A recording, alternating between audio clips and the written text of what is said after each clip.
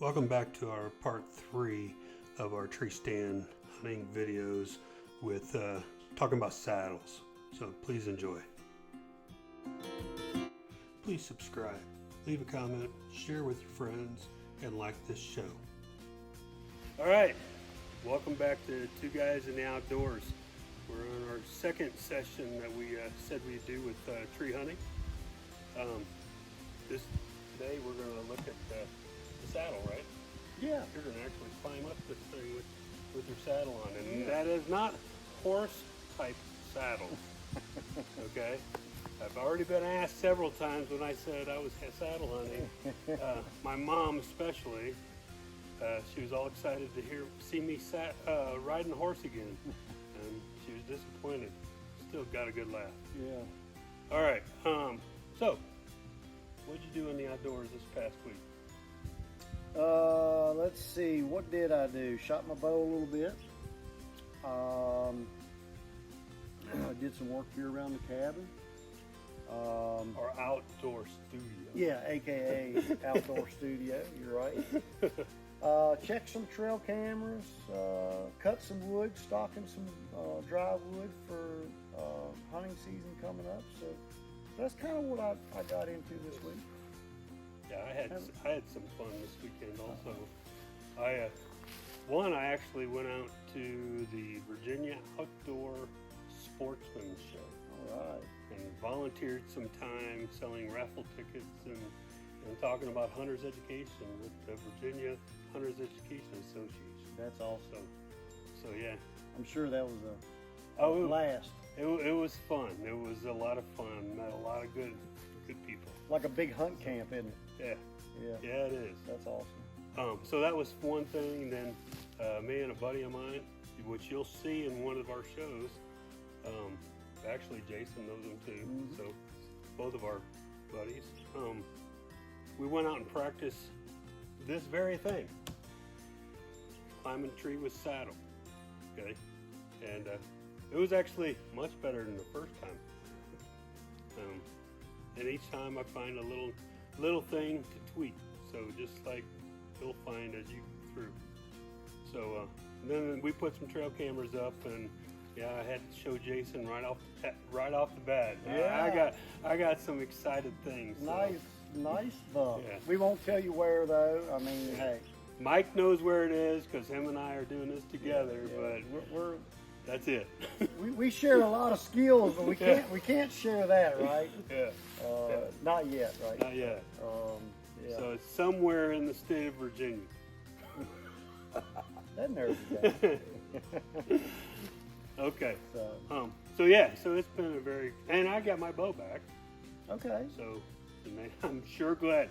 So those of you that are going archery, that bow's been sitting in the closet or in the case or what have you, maybe getting moved around or dinged, or maybe you had a lot of shots last season, you need to take your bow in and get it checked out. They found out. And do it now. Yeah, do it now. Because they will get bombarded with the last minute hunters that find the problem. So. Yeah, I talked to Travis about that. He goes, yeah, usually the last few weeks of September, really gets busy.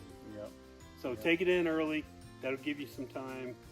They had to put a new cable on mine, and then adjust the cams and do all kinds of stuff.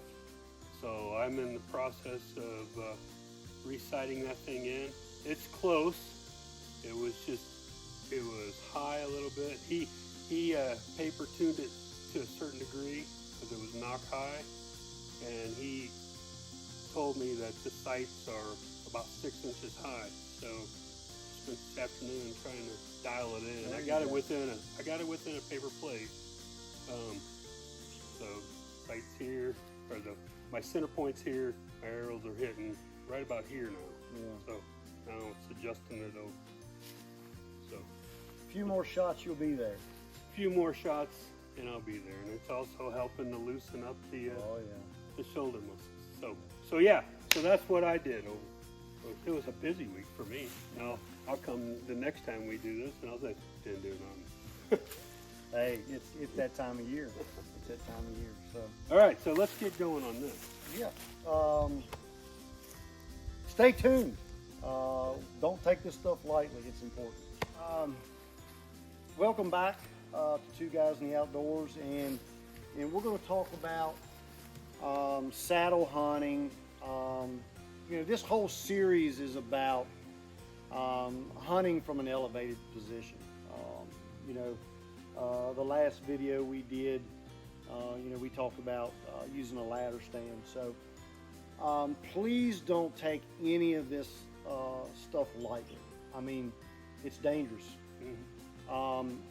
And it's difficult.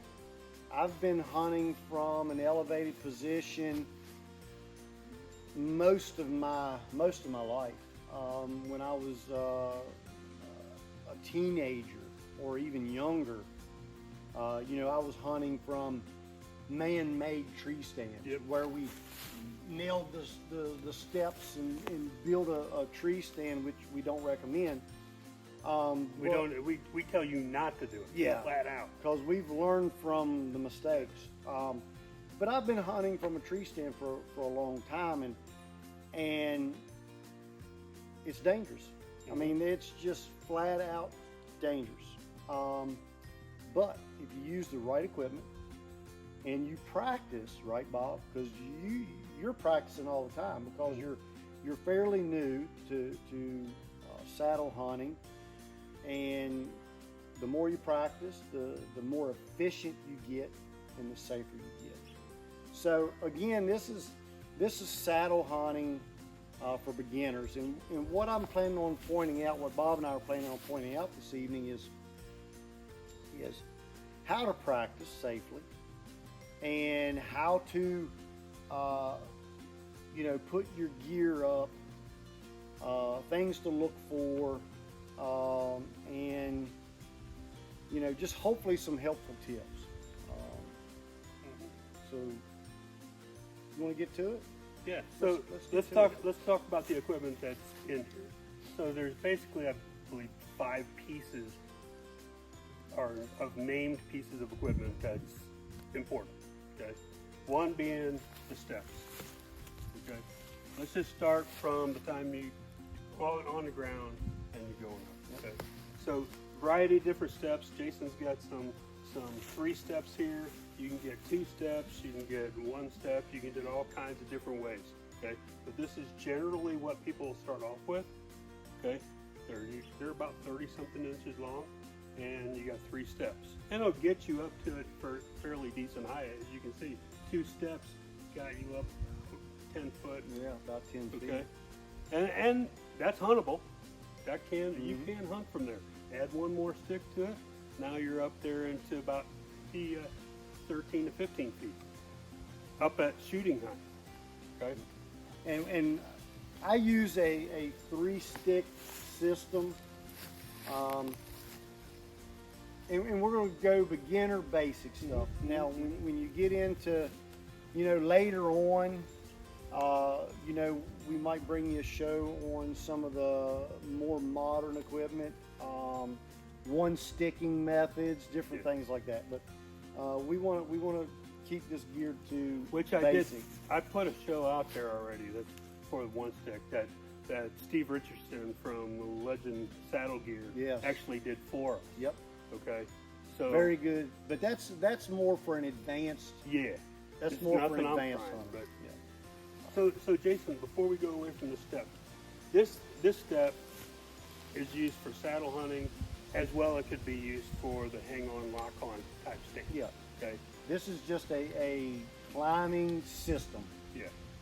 So what are some of the key things? Because there's a couple different straps. You've got not a ratchet. You got a cinch on here. You may get one that has a set of daisy chains. Okay. And I don't have. Yeah, there's all, again, it's just a climbing system, fairly lightweight. You can see it just loops on. Fairly simple, very quiet, lightweight. One One thing you want to do, you know, with any type of climbing system, you want to inspect it. Yep. You know, make sure a squirrel hasn't chewed through one of your straps. Just make sure that you haven't damaged it. You want to make sure that it looks in good shape. And if there's any damage, you know, you should replace your strap, because this is what's holding you up in the tree. So let me, if you don't mind, I'm going to kind of show them something Mhm. here. Okay, so this one here is, it's a little cinch type, okay? And whether you got this type or the daisy chain, you're going to put it around the tree, okay? The one thing that I think is kind of ingenious when people try to learn how to do this, and they have the tool, use this as a tool to help you get around that tree. I've seen so many people take this and try to throw it around a tree and then grab it. Okay. These are some of the tips that we were talking about. Yeah, don't work so hard. Okay. Use this as a tool to get you around the tree. This was not that big of a tree. I could have probably handed it to myself. But the same thing. Just use the tool to get it across. Okay. Then once you got it there, the other tip here is, especially on these strap types, okay, make sure that is nice and flat. Okay? You want this to be as flat as possible, as perpendicular to the ground as possible. Okay. And then once you're there, okay, keep it flat. Get some tension on it. Okay.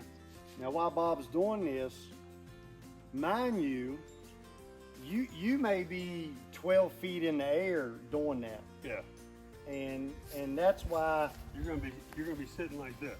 and that's why you need to stay attached to the tree, and I'll show you how to do that here. And that's where you notice I'm using my body. Okay, I'm using my body to hold on to it, doing different things.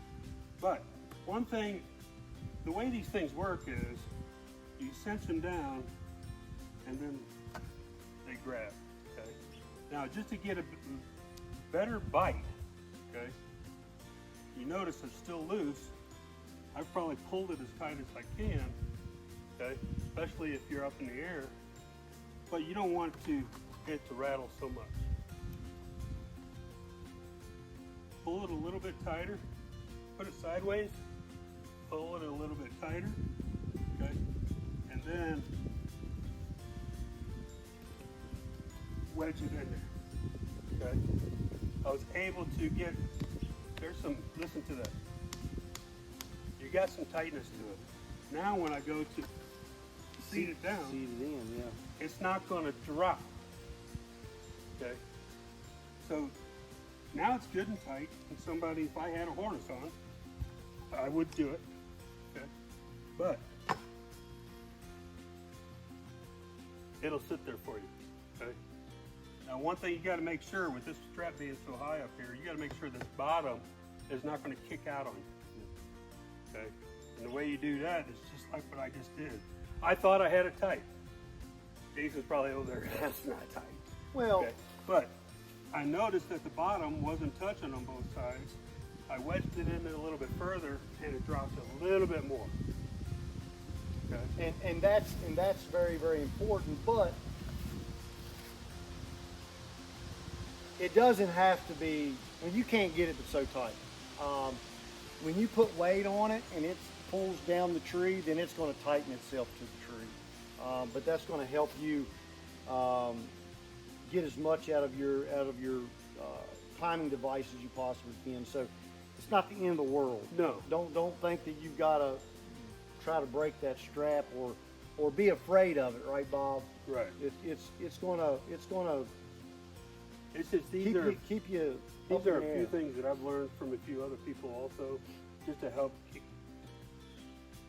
beginners have a tendency to overthink. At least I do. Okay, and try to get it perfect.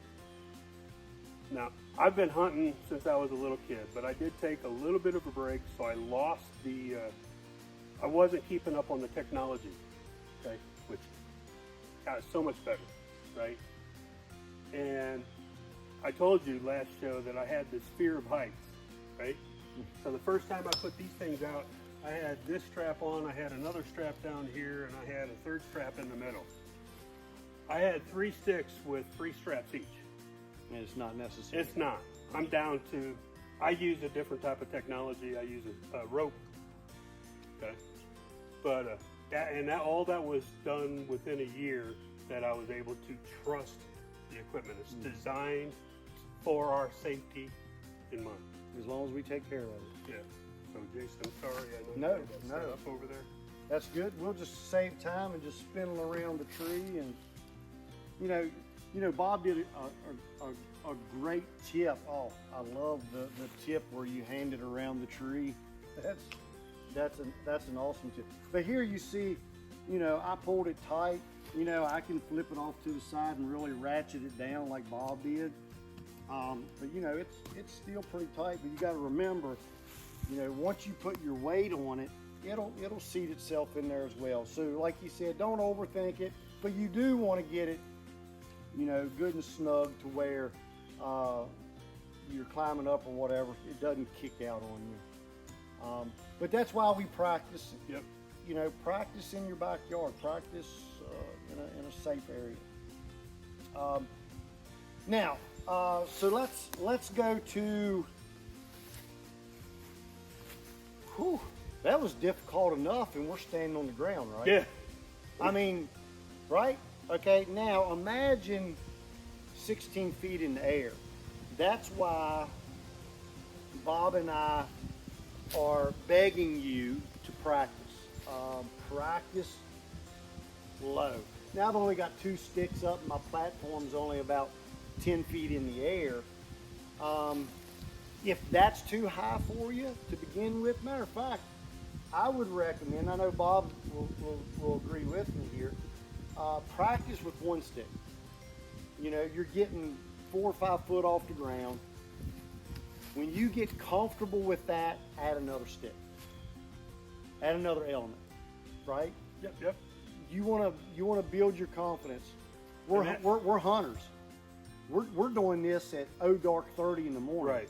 with a headlamp. Yep. So you want to be proficient, comfortable.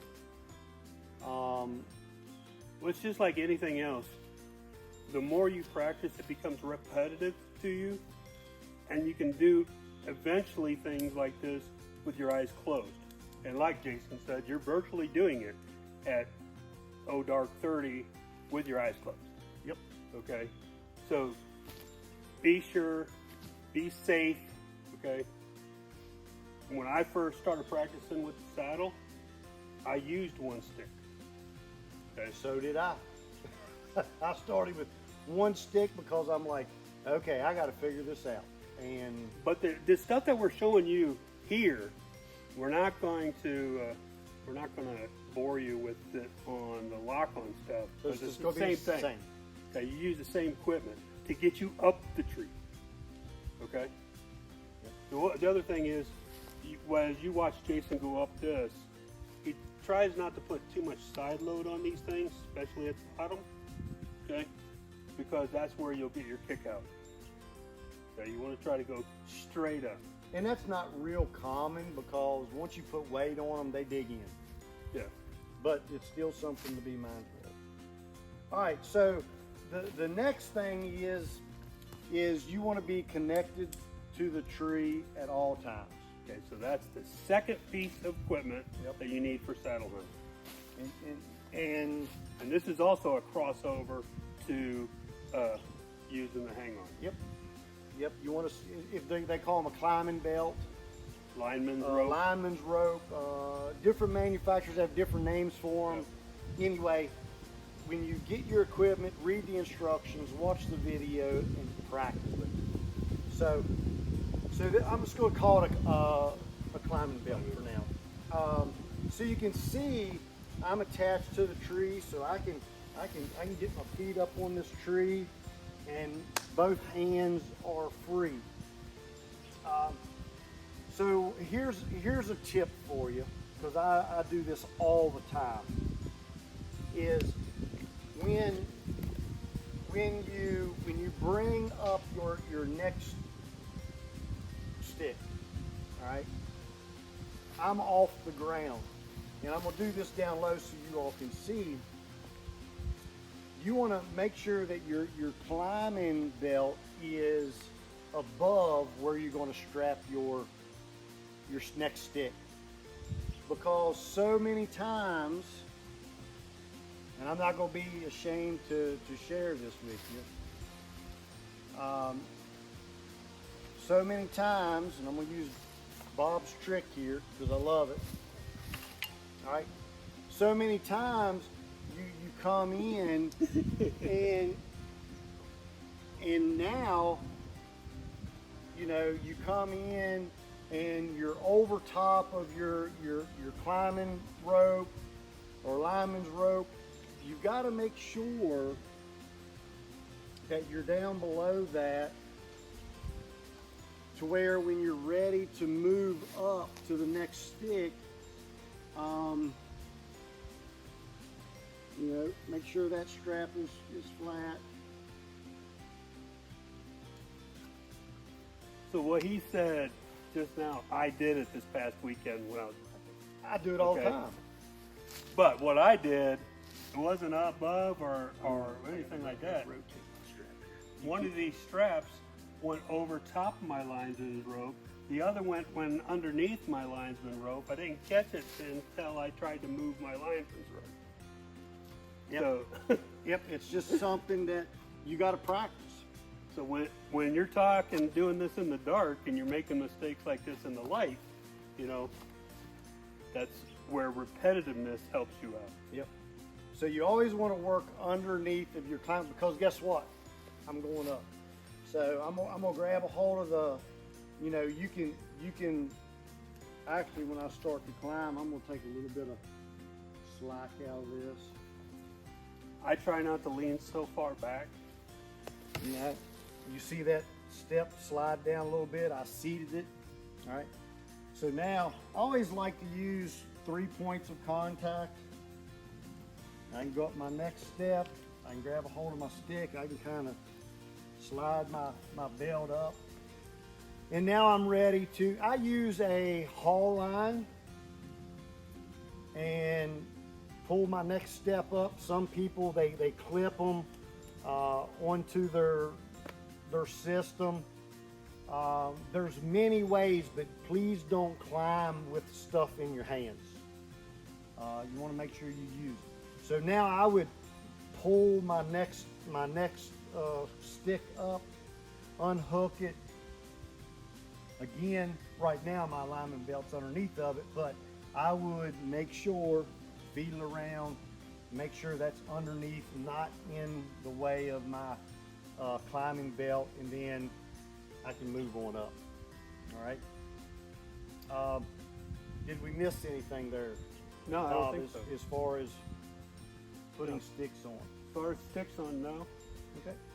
All right. So I've got a platform here, and the thing with a platform, a lot of people, I didn't know this. Bob informed me a week or so ago that a lot of people are starting to use a saddle with a lock-on stand. Yeah.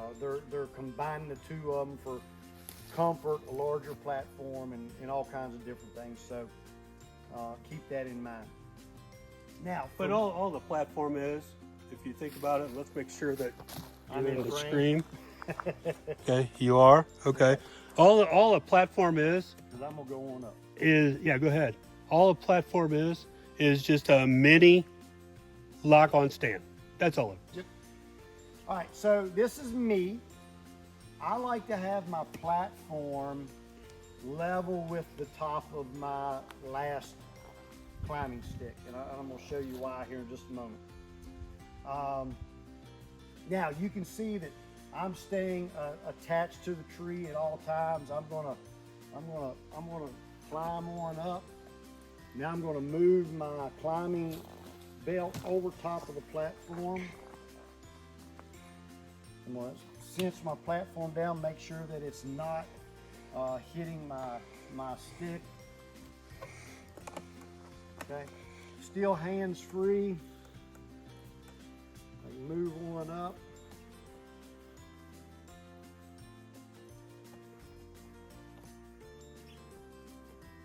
okay? And then you want to step onto your platform, don't climb onto it. All right, so you see that I'm level with it. I'm going to step onto that platform, straight down. That way I'm not climbing onto it.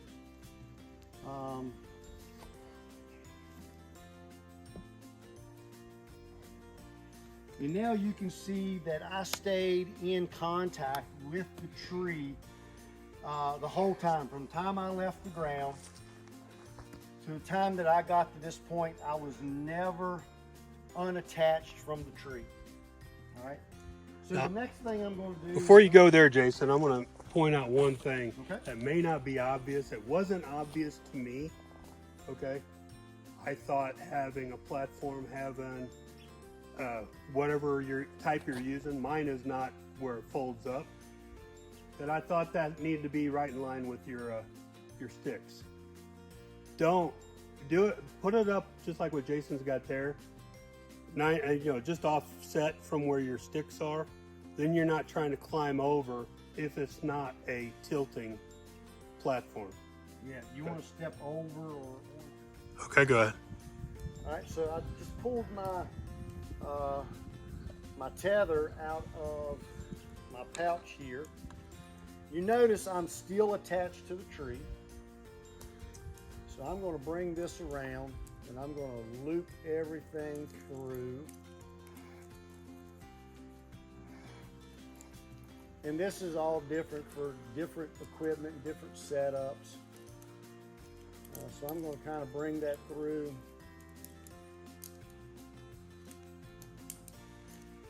Now this works for me, I like to have that about head height. That might be different for you in your equipment, your setup, whatever the situation might be. But for me, about head height is a good starting point. All right. Now the next thing is I'm going to come in here and I'm going to attach to my saddle. Okay. And I can rack that up. Now I'm attached to the tree two different places. So now I'm able to lean in here, unhook my climbing belt, and now I'm sitting in my saddle. I'm hooked to my tether and pretty much ready to go. So now I'm just going to slide this back in my pouch to get this out of the way. Again, and Bob and I cannot stress this enough, I was never not attached to the tree. So if a piece of equipment would fail, if something would break, I'm always attached to the tree. So a saddle is called a saddle because it saddles across your back end there and you're setting in it, right? So I want to get this to where I'm good and comfortable. I can let this out a little bit to where I can get into a seated position, knees against the tree. So now I'm in a seated position for hunting. A good tip is you want to set your saddle up to where you're facing where you think the deer or bear or whatever you're hunting may come from. So let's say there's a deer trail out in here. I want to set my saddle up to where I got the tree as cover. Does that make sense? So if a deer comes up through here, I can kind of stand up. I can get my bow, and I can maneuver around this tree in different ways. I can take slack out of this. Here's a reason that I like to have my steps is because I can use this step to maneuver around the tree, or if something comes from another direction. This is what makes saddles so versatile, and that's why they're so popular, is because we can put them in any type of tree. I can keep the tree between me and deer and all that good stuff. So, you know, it works great. I can spin, you know, if I'm left-handed. You know, if I'm right-handed, I can spin and I can shoot behind me this way. You know, if I'm right-handed, you know, I can come in here and, you know, I can come down, keep my knees against the tree. I can roll around and I can shoot on this side of the tree, which I was hiding from you there. So they're very versatile, but you need to practice with them. So let's go through the different pieces. So he's sitting in the saddle, okay? So that's around you. It's like a seat. There's a belt on it, and there's 2 cinches that comes up between your legs. Yep. Okay. Just like a Fall fall arrest system or harness. Yep. Yep. And then he's got a pouch that he carries all his climbing gear with. Okay. Matter of fact, I might go around to the other side. Okay. Okay. And then we're talking about some other pieces to this. Okay. So he already talked about the tether. So he's got a tether going around the tree. There's a piece of rope coming down. He's got a Pursic knot and a carabiner. That's where he's going to hold his bag, okay, his gear bag. Yep. I'm going to pull my backpack, my gear bag up. I'm going to hook it right into here. I'm going to take my parachute cord that we showed you on the tree stand video. I'm going to wrap it around the tree here. Yeah. I can hang my bow off of it. I can hang my grunt calls. I can hang whatever else I want off of it. And then it comes down to, he's got an ascender. Yep. Okay.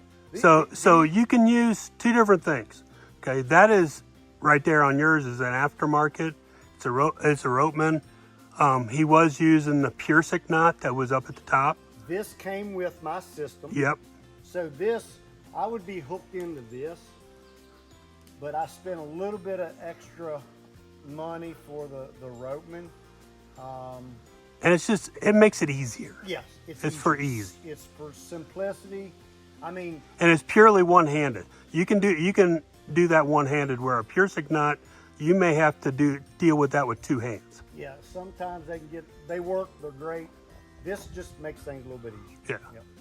And then he's got another carabiner there. I can adjust that up, or I can let it out. Yeah. You know, practice with it on the ground so yes. you know what's going on there. And then the last piece that is connected to a saddle is what they call a bridge.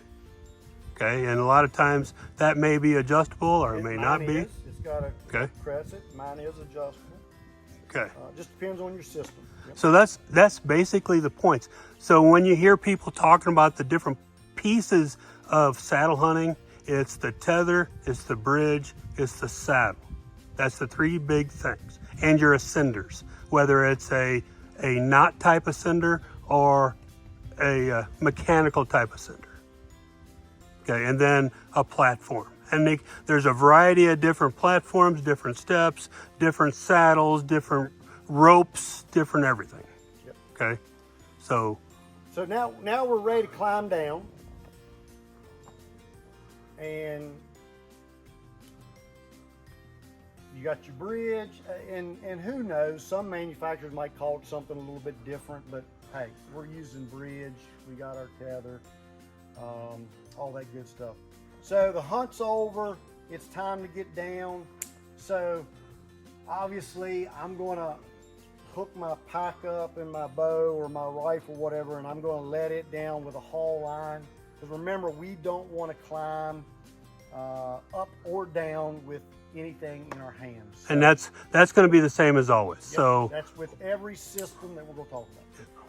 So now I'm going to come around here.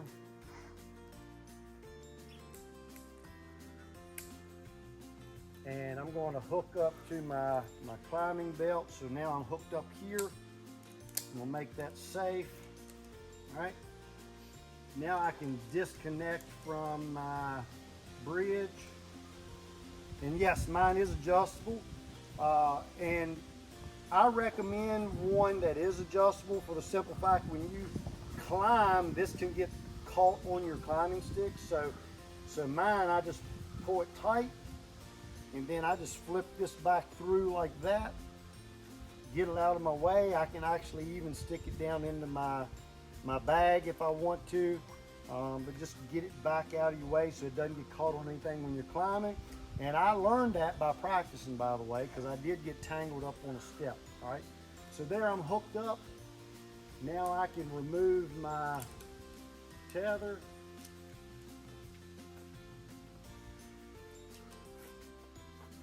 Everything's a system. So if you notice here, I'm gonna slide this up this way. Everything goes in my little cinch bag in a system. So this goes in first because it's the first thing I put away when I'm going down, and it's the last thing I get out when I'm going up. So I want to make sure that I keep that system. And you learn that stuff by practicing. And you'll be tweaking your setup. Yep. It changes all the time. And I'll bet you the first time that you go out there and practice and you're up 3 steps, the first thing you'll do is just drop everything to the ground. A lot of people do. I still do to this day. When I take my steps off, you know, I just hold on the strap, just drop it onto the ground. The hunt's over. I'm not worried about scaring anything away. It works. All right. So now I'm hooked up to my stand or my tree, like always. Very, very important. Again, I'm going to step over onto my stick, rotate around, and now I can climb down when I get to my platform. Now, if I'm Don't take any of your stuff down. okay, if I'm done with the hunt, you know, here's where I'm going to disconnect, and you can either let it down. I normally drop mine onto the ground because, like I said, the hunt's over. Everybody does it differently. But let's say I'm going to come back tomorrow and hunt, or this afternoon and hunt, and I'm going to leave that up. So I'm just going to fold that up out of the way. And now I can climb on down, always attached to the tree, get down to the bottom, step down onto the ground. And now I'm ready to disconnect. And then I slide this out, and then this goes in my pouch just like we were talking earlier. Sure hope you enjoyed that. Stay tuned with the next episode with climbers.